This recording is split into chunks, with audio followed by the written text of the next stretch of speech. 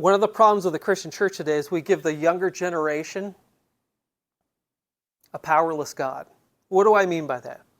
Well, we've given them a God that tells them what they can and cannot do. We give people a God who says, you better go to church, you got to be in church, you better give, you better tithe.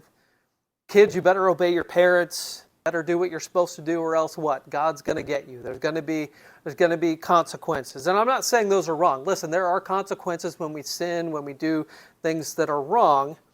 The problem is, though, is that we've given people a God without power.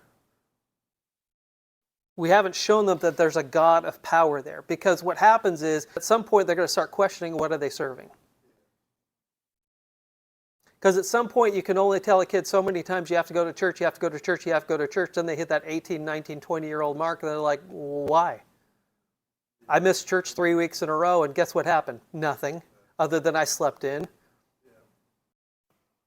We need to have the power in our lives, not just for ourselves, but because there's people out there that need to see that we're not just giving people a concept of a God, that God is power, that God is powerful, that God is a healer, that God is a restorer, that God is a God who will deliver people from drugs and alcohol and pornography and everything else that's out there.